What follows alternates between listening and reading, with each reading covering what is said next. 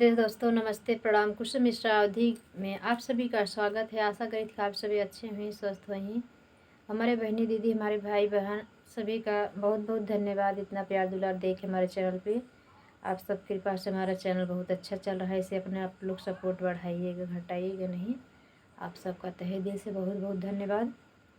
और बहुत प्यारा दहेज गीत लेके आई है बेटी। देखा बाप के का कहत बाटे, बाप के कि पहले जन्मायन जिन होता जहर दे के मार दी होता, इतना मतलब ऋण कर, इतना कर्जा खेत गहन न जाते।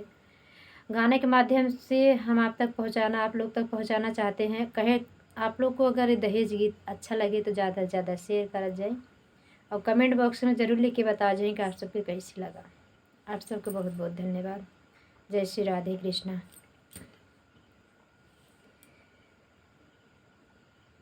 दुअरे पे बैठे हैं बाबा कवने रामा, सोचब लागे कराई विचार हो।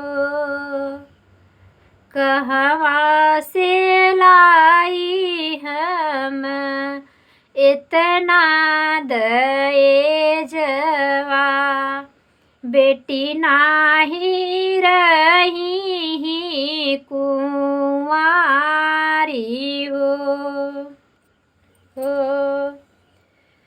जौना हो बहोई है मोरे इतना दहेजवा, बेटी मोरी रही कुंवारी हो। जेकरे दुअरवा जाई बरवा देखन बिना, दहेजा करई बड़ा मोल हो। जेकरे दुअरवा जाई खोजन के बरवा, दहेजा करई बड़ मोल हो।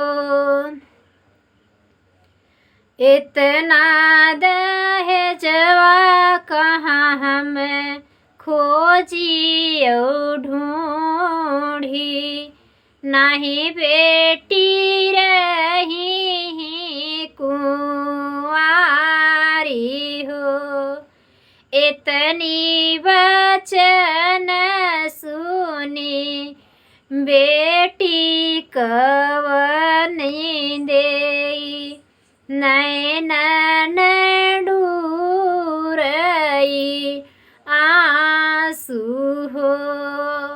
जनमत जहर दई दिहे होत बाबू, आजू इज्जत बचतई तो हार हो। जनमत मारी दिहे होत माई बाबू, जियरा न सासती में होत हो। जेकरे न होई बाबा इतना दहेजवा, से बेटी रही कुंवारी हो। कहाँ पौबा बाबा मोरे 10 लाख दायज, 4 व्हीलर गाड़ी कहाँ से लियौब हो। कहवा से लियौब बाबा 10 लाख दायज, 4 व्हीलर गाड़ी कहाँ से आवई हो। गहने जमीनिया जी ने रख मोरे बाबा। भैया मोर भूख न रही जाई हो। गहने जमीनिया जीनी रख मोरे बाबा। भैया मोर भूख न रही जाई जी। ब्याजी रुपयवा जीनी काढ़ मोरे बाबा। पूरा जीवन भैया भरत रही जाई हो। ब्याजी रुपयवा जीनी लिह मोरे बाबा। भैया मोर भरत रही जाई जी। जनमत जहर दिहे होत माई बाबू। बेटी क नाही बाक दर हो।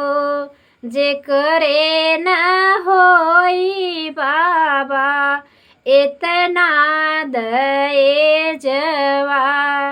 से बेटी रही कुंवारी हो। कर्जा लई बाबा करब बियहवा। मरता बनिया रही जाब जी। रोजई कर्जेदार हैं तोहरे दुअरवा। जिनी कर बाबा मोर बियाह हो। रोजई तगादा वाले आई हैं दुअरवा। जिनी कर बाबा मोर बियाह हो। जनमत जहर दिहे होत माई बाबू। बेटी नाही बियही जाई हो। जेकरे न होई बाबा इतना दहेजवा। से बेटी रही कुंवारी हो। ये हमारा दहेज विवाह गीत कैसा लगा कमेंट बॉक्स में ज़रूर प्लीज़ आप लोग लिख के ज़रूर बताएं। जब सबको अच्छा लगे ज़्यादा से ज़्यादा शेयर करिए। एक बिटिया अपने दिल का दर्द सुनात है। बाप भी इतना परेशान। जो बाप गरीब है सभी भाई बहन से ये नहीं कि हम दहेज नहीं लेंगे तो ये प्रथा ख़त्म हो जाएगी। ये प्रथा ख़त्म होने वाली नहीं है। ये सनातन से चली आ रही है। हाँ लेकिन ये है कि इतना रहम दिल ना बने आप लोग कि बाप मजबूर हो जाए फांसी लगाने के लिए और कर्जा लेने के लिए। हम तो सबसे यही कहते हैं कि सभी भाई बहन हमारे बहनी दीदी सभी को रिक्वेस्ट है कि आप लोग दहेज की प्रथा बंद करिए। क्योंकि अगर हम दहेज बंद नहीं करेंगे तो बेटियां ऐसे घुट घुट के मरती रहेंगी। दहेज कम दिया जाता है तो बेटियों को जला दिया जाता है। आप सब प्लीज़ अब अपने आते हुए इस ज़माने के साथ में बदलिए और बदलो सभी बदलो और बदलिए सभी को। दहेज ना लो और बेटियों को गहना दो। और भाई इतनी महंगाई हो गई है दहेज भी कम लो। बेटी पहनेंगी क्या खाएंगी क्या रहेंगी कैसे। पहले बाप अगर खेत बेच देगा तो भाई कैसे रहेगा। ये गाने के माध्यम से आप तक पहुंचाए हैं। आप लोगों को कैसे लगा प्लीज़ कमेंट में ज़रूर लेके बताओ। जय हिंद। धन्यवाद आप सबका।